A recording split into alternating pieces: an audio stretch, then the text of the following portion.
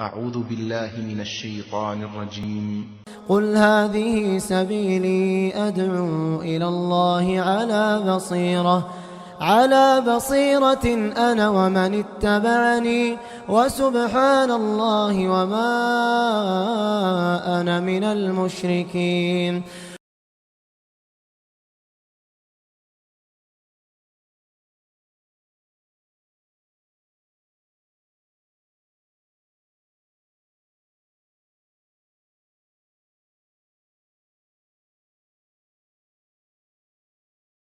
إن الحمد لله نحمده ونستعينه ونستغفره ونعوذ بالله من شرور أنفسنا ومن سيئات أعمالنا من يهده الله فلا مضل له ومن يضلل فلا هادي له وأشهد أن لا إله إلا الله وحده لا شريك له وأشهد أن محمدا عبده ورسوله يا أيها الذين آمنوا اتقوا الله حق تقاته ولا تموتن إلا وأنتم مسلمون يا أيها الناس اتقوا ربكم الذي خلقكم من نفس واحدة وخلق منها زوجها وبث منهما رجالا كثيرا ونساء واتقوا الله الذي تساءلون به والأرحام إن الله كان عليكم رقيبا يا أيها الذين آمنوا اتقوا الله وقولوا قولا سديدا يصلح لكم أعمالكم ويغفر لكم ذنوبكم ومن يطع الله ورسوله فقد فاز فوزا عظيما أما بعد فإن خير الحديث كتاب الله وخير الهدي هدي محمد صلى الله عليه وسلم وشر الأمور محدثاتها وكل محدثة بدعة وكل بدعة ضلالة. اسلامی بھائیو، اللہ سبحانہ و تعالی نے اپنے دین میں علم حاصل کرنے کی ترغیب دی ہے. پہلی وحی سے ہی پڑھنے کی ترغیب دی اور عالم اور غیر عالم کے درمیان فرق کے اوپر تنبیہ کی، جیسا کہ اللہ کا ارشاد ہے قل هل يستوي الذين يعلمون والذين لا يعلمون. کہو کیا جو لوگ جانتے ہیں اور جو لوگ نہیں جانتے ہیں برابر ہیں؟ یہ سوال کر کے چھوڑ دیا. ہر آدمی خود اس سوال کا جواب دے سکتا ہے کہ برابر نہیں ہے. اور دین میں علم دین، اللہ کے نازل کیے ہوئے دین کا علم حاصل کرنے کی ترغیب شریعت میں بار بار دی گئی ہے. متعدد آیتوں میں دی گئی ہے، کئی احادیث میں دی گئی ہے، اس کی فضیلت بھی بیان کی گئی ہے. اور الحمدللہ دین کی تعلیم دنیا میں عام ہے. مگر دین کی تعلیم کے بارے میں ایک خاص مسئلے میں شرعی منہج کیا ہے اور صحابہ کرام کا منہج کیا ہے، سلف کا منہج کیا ہے، اس کو جاننے کی ضرورت ہے. اللہ سبحانہ وتعالی نے سورہ توبہ میں فرمایا فلولا نفر من كل فرقة منهم طائفة ليتفقهوا في الدين ولينذروا قومهم اذا رجعوا اليهم لعلهم يحذرون. کیوں نہیں ہر جماعت میں سے ایک گروہ باہر نکلتا تاکہ دین کا علم حاصل کرے، تاکہ دین کا عالم بنے اور تاکہ اپنی قوم کو ڈرائیں جب ان کی طرف لوٹیں. امید ہے کہ وہ ڈریں گے. اس آیت کریمہ میں اللہ سبحانہ وتعالی نے ہر جماعت، ہر گاؤں، ہر قبیلے والے، ہر علاقے والے کو ترغیب دی ہے کہ ہر جماعت میں سے کچھ نہ کچھ لوگ ضرور جا کر علم حاصل کریں. یہ لوگ جن کو اللہ تعالیٰ نے باہر نکل کر علم حاصل کرنے کا، دین سیکھنے کا حکم دیا ہے، ان کو ابھارا ہے. کون لوگ ہیں؟ کس عمر والے ہیں؟ اللہ تعالیٰ نے کوئی عمر نہیں بیان کی. ہر جماعت میں سے کوئی جماعت نکلے یہ جماعت چھوٹوں کی بھی ہو سکتی ہے، بڑوں کی بھی ہو سکتی ہے، اور باہر جانے والے عموماً بڑے لوگ ہوتے ہیں، لہذا اس میں چھوٹوں سے زیادہ بڑوں کو تعلیم ہے کہ وہ باہر نکل کر دین کی سمجھ حاصل کریں، دین کا علم حاصل کریں۔ اللہ نے دین کا عالم بننے اور فقیہ بننے کی کوئی عمر مقرر نہیں کی ہے، ہاں تعلیم میں ایک ترتیب ہوتی ہے۔ اس آیت کے تحت کوئی کسی بھی عمر میں دین سیکھ سکتا ہے، یہ اللہ کے دین کے اندر ثابت ہے۔ صحیح بخاری میں معاویہ رضی اللہ عنہ کی حدیث ہے، انہوں نے کہا میں نے نبی صلی اللہ علیہ وسلم کو فرماتے ہوئے سنا ہے، مَن يُرِدِ اللَّهُ بِهِ خَيْرًا يُفَقِّهْهُ فِي الدِّينِ، وہ شخص جس کے ساتھ اللہ خیر کا ارادہ کرتا ہے اسے دین کا فقیہ عالم بناتا ہے۔ جو شخص بھی، وہ شخص جس کے ساتھ اللہ خیر کا ارادہ کرتا ہے اسے دین کا فقیہ بناتا ہے، دین کا عالم بناتا ہے۔ من کا لفظ استعمال ہوا ہے، من عموم کے الفاظ میں ہے، کوئی بھی ہو سکتا ہے، کوئی بھی دین کا فقیہ بن سکتا ہے، اور جو بھی بنے گا یقیناً اس کے ساتھ اللہ نے خیر کا ارادہ کیا۔ لہذا دین کا علم حاصل کرنے کی کوئی خاص عمر نہیں ہے۔ زندگی میں کبھی بھی کسی بھی عمر والے دین سیکھنے کا حق رکھتے ہیں، اور اس بات کے حقدار ہیں کہ ان کو دین سکھایا جائے، کسی عمر کے ساتھ خاص نہیں کیا جا سکتا۔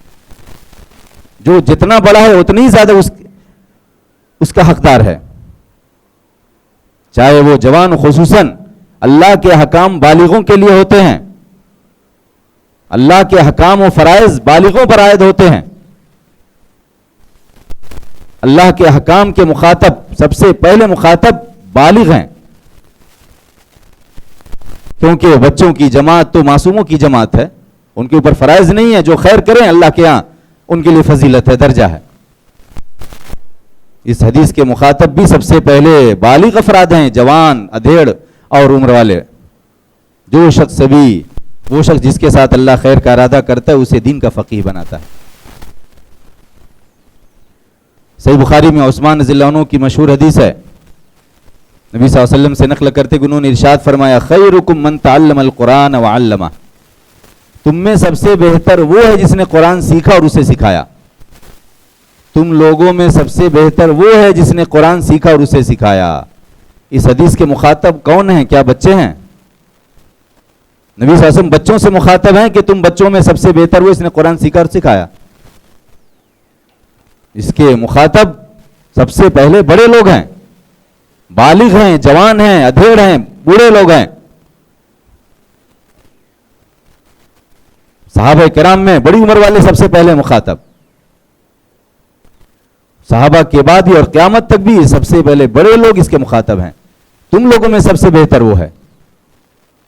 اس حدیث کو عثمان رضی اللہ عنہ نے سنا جو بالغوں میں سے تھے، عمر والوں میں سے تھے، انہوں نے نبی صلی اللہ علیہ وسلم سے حدیث کو نقل کیا۔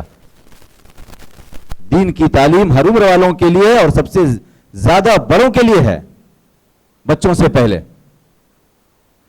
صحیح مسلم میں عقبہ بن عامر کی حدیث ہے، انہوں نے کہا خرج رسول اللہ صلی اللہ علیہ وسلم ونحن فی الصفہ فقال ایکم یحب ان یغدو کل یوم الى بطحان والى العقیق فیأتی منہ بناقتین قوماوین فی غیر اثم ولا قطع رحم قلنا یا رسول اللہ نحب ذلك قال افلا یغدو احدکم الى المسجد فیعلم یقرأ آیتین من کتاب اللہ عز وجل خیر له من ناقتین وثلاث خیر له من ثلاث واربع خیر له من اربع ومن اعدادهن من الابل۔ عقبہ بن عامر کہتے ہیں کہ رسول اللہ صلی اللہ علیہ وسلم باہر آئے اس حال میں کہ ہم صفہ میں تھے، یعنی عقبہ بن عامر اس وقت اصحاب صفہ میں تھے، جو مسکین مساکین مہاجرین کی جماعت تھی، مسجد نبی میں ایک چبوترے پر رہتی تھی، وہ ان کا ٹھکانہ تھا، اتنی طاقت نہیں تھی کہ گھر بنا کے رہ سکیں۔ اس حال میں کہ ہم صفہ میں تھے، نبی صلی اللہ علیہ وسلم نے فرمایا، پوچھا تم میں سے کون ہے جو ہر دن وادی بطحان یا وادی عقیق جائے اور وہاں سے دو اونچے موٹے کوہانوں والی دو اونٹنیاں لائے بغیر کسی گناہ کے اور بغیر کوئی رشتہ داری کاٹے، بغیر قطع رحمی کے، مفت میں 2 موٹے کوہانوں والی یعنی مہنگی موٹی فرباں اونٹنیاں لائے، بڑا مال ہے. ہم نے عرض کیا اللہ کے رسول ہم اس کو پسند کرتے ہیں. نبی صلی اللہ علیہ وسلم نے فرمایا کیا تم میں سے کوئی مسجد نہیں جائے گا جہاں جا کر کے وہ 2 آیتیں جانے یا سیکھے پڑھے جو اس کے لیے 2 اونٹنیوں سے بہتر ہیں، اور 3 اونٹنیوں سے بہتر ہیں، اور 4 آیتیں 4 اونٹنیوں سے بہتر ہیں، اور جتنی آیتیں پڑھے اتنی زیادہ اونٹنیوں سے بہتر ہیں. نبی صلی اللہ علیہ وسلم کن لوگوں سے مخاطب ہیں؟ بچوں کی جماعت سے مخاطب نہیں ہیں. اصحاب صفہ کی جماعت بچوں کی جماعت نہیں تھی، جوانوں، ادھیڑوں اور بزرگوں کی جماعت تھی، اور ایسی جماعت تھی جو دنیا میں سب سے غریب جماعت تھی، جن میں سے بڑی تعداد کے پاس ایک ازار، ایک لنگی کے علاوہ کچھ نہیں تھا جس سے وہ اپنا سطر چھپا کر کے آئے تھے. وہی جانتے رہے ہوں گے کہ وہ کیسے غسل کرتے تھے اور کیسے جو ہے وہ کپڑا بدلتے تھے. وہ آپس میں تعاون سے کرتے رہے ہوں گے. ایسی غریب جماعت سے نبی صلی اللہ علیہ وسلم مخاطب ہیں کہ وادی بوتھان یا وادی عقیق جو مدینہ کے کنارے ہے، وہاں سے 2 قیمتی اونٹنیاں لاؤ جو تمہیں پسند ہے. اس سے بہتر ہے کہ مسجد میں جا کے 2 آیت سیکھو، ہر دن جا کے 2 آیت سیکھو، یا 3 آیت یا 4 آیت یا اور زیادہ آیتیں سیکھو جو قیمتی اونٹنیوں سے بہتر ہیں. جوانوں سے، ادھیڑوں سے اور بوڑھوں سے نبی صلی اللہ علیہ وسلم مخاطب ہیں. اس میں دلیل ہے اس بات کی کہ قرآن کی تعلیم اور دین کی تعلیم ہر عمر والوں کے لیے ہے، کیونکہ نبی صلی اللہ علیہ وسلم نے کسی صحابی سے خطاب کیا، صحابہ کی کسی جماعت سے خطاب کیا تو آپ کا خطاب قیامت تک کے لیے ہے، سارے انسانوں کے لیے، ساری امت کے لیے ہے. اور اس بات کی دلیل ہے کہ دین کی تعلیم خوشحال اور مالدار لوگوں کے ساتھ خاص نہیں ہے. اصحاب صفہ سب سے زیادہ دنیا کمانے کے محتاج تھے، مگر کوئی کتنا بھی دنیا کمانے کا محتاج ہو پھر بھی اس حالت میں بھی اس کے لیے دین کی تعلیم، دین سیکھنا یہ زیادہ قیمتی ہے. دنیا کی کمائی سے بڑی کمائی ہے جس کی خود اس کو حاجت ہے اور دنیا والوں کو اس کی حاجت ہے. حدیث سے معلوم ہوا کہ دین کی تعلیم ہر عمر والوں کے لیے، اور نبی صلی اللہ علیہ وسلم یہ چاہتے ہیں، اس بات پر بھی راضی ہیں کہ اپنا آدمی مزدور انسان، غریب انسان چھوڑ کر کے بھی آگے دین سیکھے. سنن نبی داؤد میں زید بن ثابت رضی اللہ عنہ سے روایت، انہوں نے کہا سمعت رسول اللہ صلی اللہ علیہ وسلم یقول نظر اللہ امرأ سمع منا حدیثا فحفظه حتى يبلغ.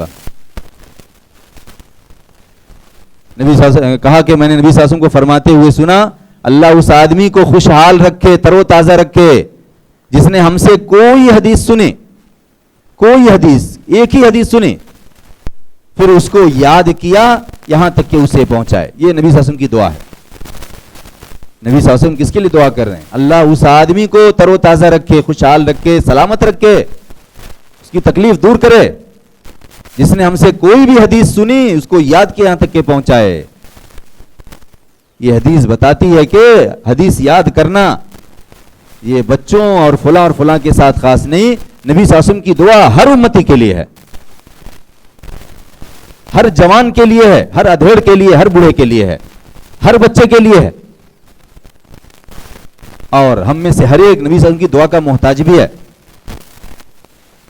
اس کا حدیث یاد کرنا اسے مشغول کر سکتا ہے، اسے غریب بنا سکتا ہے، مگر نبی صلی اللہ علیہ وسلم کی دعا اس کے ساتھ ہے. ہر حدیث پر جس کو یاد کر کے پہنچانا بھی ہے، دوسرے کو بھی بتانا ہے، اس پر نبی صلی اللہ علیہ وسلم کی دعا ہے. اللہ اس آدمی کو خوشحال رکھے جس نے ہم سے کوئی حدیث سنی پھر اسے یاد کے یہاں تک کہ اسے پہنچائے. آدمی کہا، آدمیوں کا اطلاق عموماً امرؤن کا اطلاق بڑوں پر ہوتا ہے، چھوٹے بھی اس کے ضمن میں آتے ہیں. اس سے بھی معلوم ہوا کہ دین کی تعلیم ہر عمر والوں کے لیے، اور یہ شرعی منہج ہے، یہ اسلامی منہج ہے، یہ سب کے لیے ہے.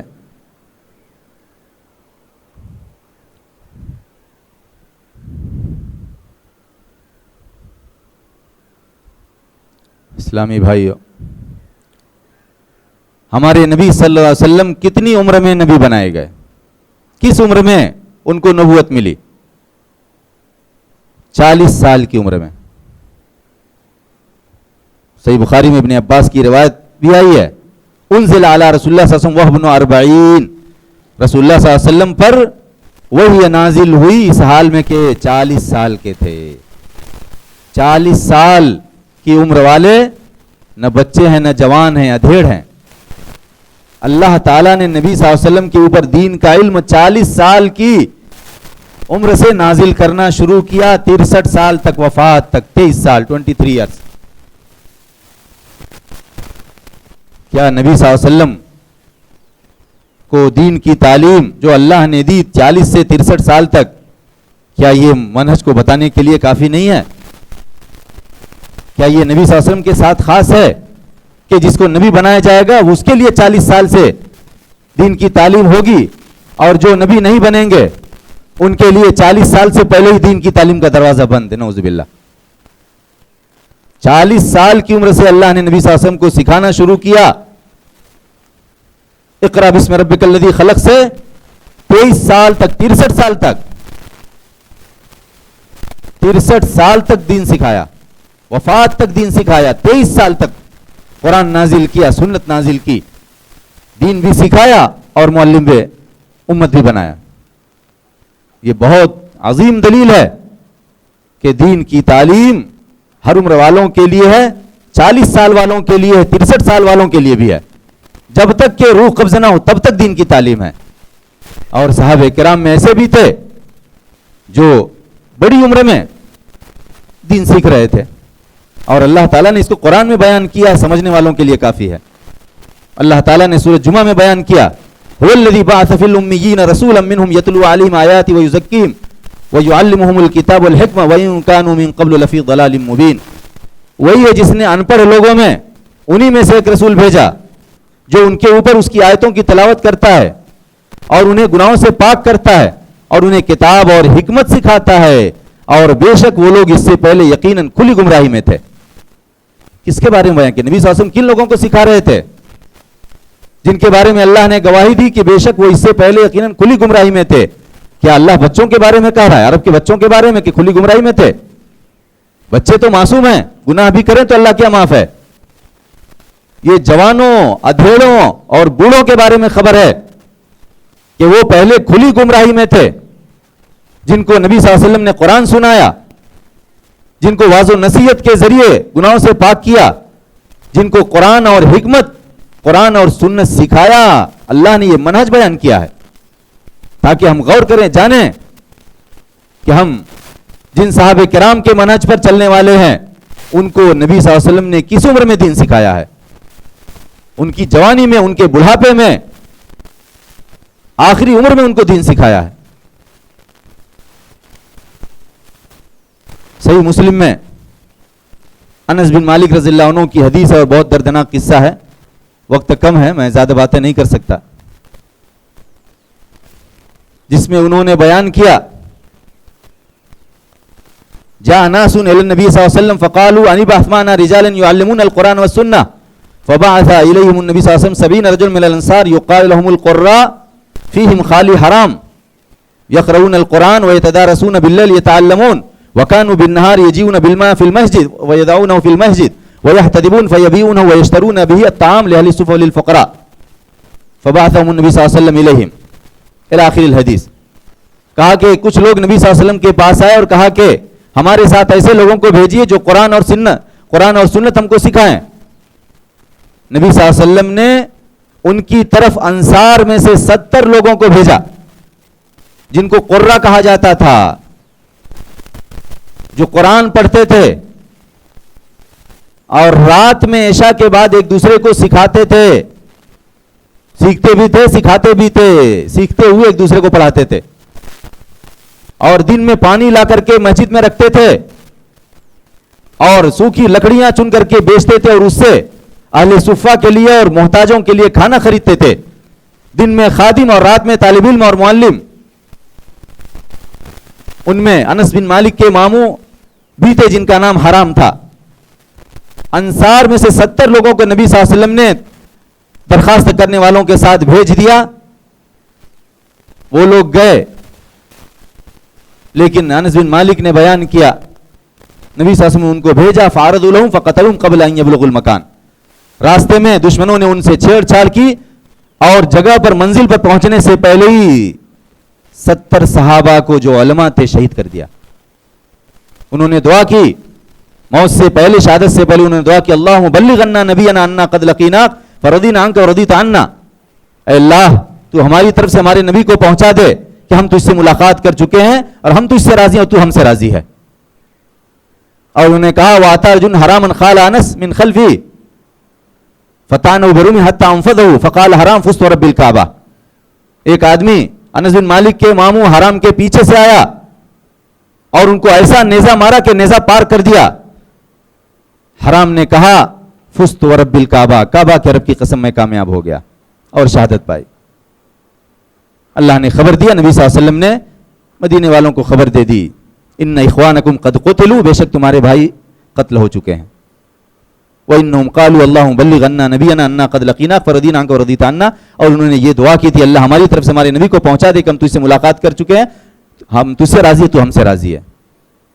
اس قصے کو ذکر کرنے کا مقصد یہ ہے کہ نبی صلی اللہ علیہ وسلم نے درخواست کرنے والوں کی درخواست پر صرف انصار میں سے کوئی مہاجر نہیں، صرف انصار کی جماعت میں سے 70 لوگوں کو معلم بنا کر کے بھیجا، جو دن میں باہر سے پانی لا کر کے، دور سے پانی لا کے مسجد میں رکھتے تھے اور لکڑیاں چن کر کے دن میں بیچ کر کے اہل صفہ اور غریبوں کا پیٹ بھرتے تھے.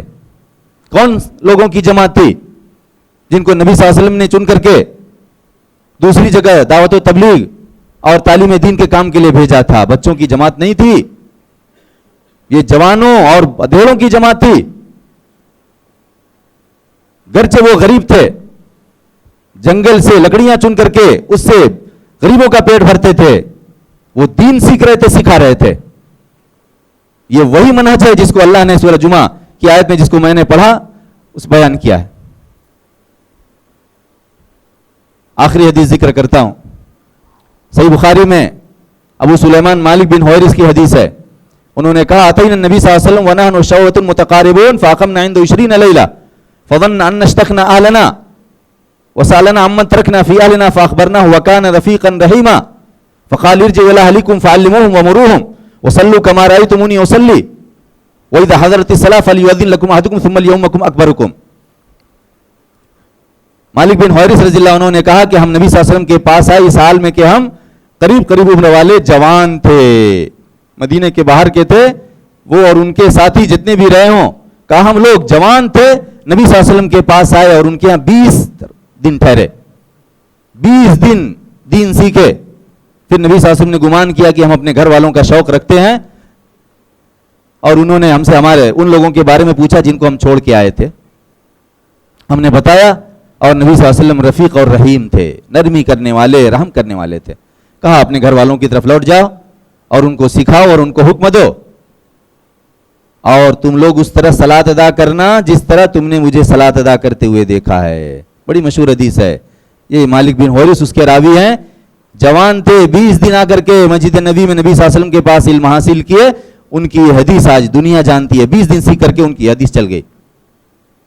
اور کہا جب صلاۃ کا وقت ہو تو تم میں سے کوئی تمہارے لیے اذان دے، پھر تم میں سے جو سب سے بڑا ہے وہ تمہاری امامت کرے، کیونکہ علم میں سب برابر تھے. جب علم میں سب برابر ہوں تو بڑی عمر والا مقدم ہوگا. اس حدیث میں انہوں نے بیان کیا ہم جوان تھے اور نبی صلی اللہ علیہ وسلم کے یہاں 20 دن ٹھہرے. یہ صحابہ کا منہج ہے. بیوی بچے والے تھے، عمر والے تھے، نبی صلی اللہ علیہ وسلم کے یہاں کر کے 20 دن سیکھے. یہ ایک منہج ہے. خلاصہ یہ شرعی منہج بھی یہی ہے کہ دین کی تعلیم ہر عمر والوں کے لیے ہے. بچوں کے ساتھ خاص کرنا شرعی منہج کے خلاف ہے. صحیح شرعی منہج، مسنون منہج، مبارک منہج یہی ہے اور صحابہ کا منہج یہی ہے کہ دین کی تعلیم ہر عمر والوں کے لیے ہے. کسی بھی عمر میں اللہ کا دین سیکھیں. کسی بھی عمر میں قرآن نہیں سیکھ سکے تو کسی بھی عمر میں قرآن سیکھیں. یہ فضیلت کی بات ہوگی کہ آدمی موت سے پہلے، روح قبضہ ہونے سے پہلے اللہ کی کتاب سیکھ لے، قرآن کی صحیح تلاوت سیکھ لے، دعائیں یاد کر لے، دعاؤں کا مطلب سیکھ لے، کچھ مسئلے مسائل جان لے.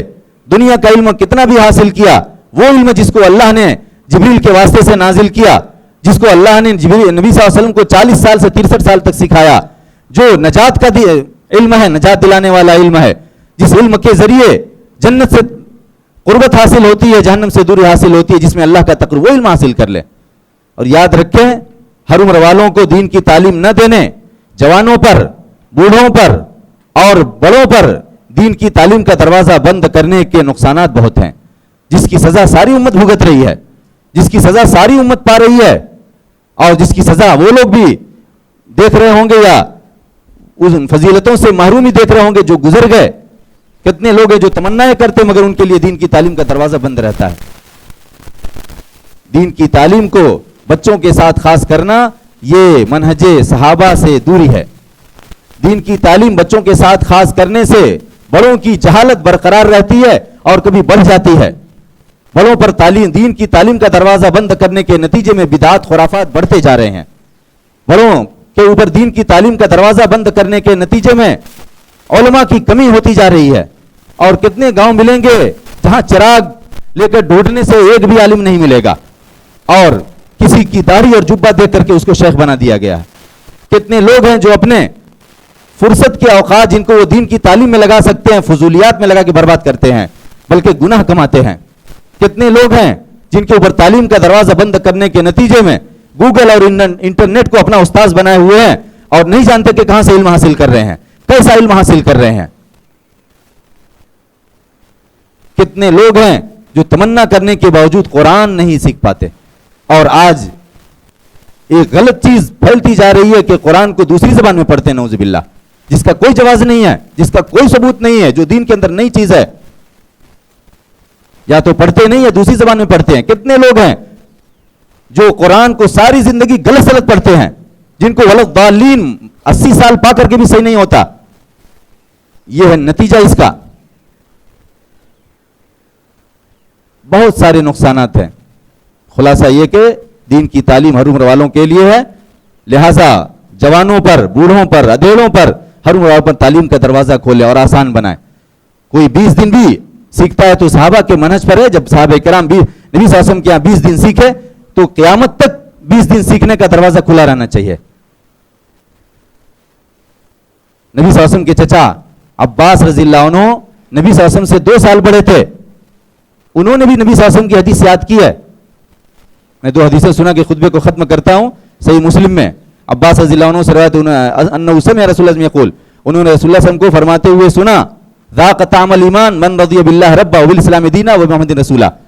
اس آدمی نے ایمان کا مزہ چکھ لیا جو اللہ کے رب ہونے پر راضی ہوا، اسلام کے دین ہونے پر راضی ہوا، محمد صلی اللہ علیہ وسلم کے رسول ہونے پر راضی ہوا. یہ عباس رضی اللہ عنہ نبی صلی اللہ علیہ وسلم سے بڑے تھے، حدیث یاد کر کے روایت کیے ہیں اور آج ان کی حدیث صحیح مسلم میں جو دنیا پڑھتی پڑھاتی ہے.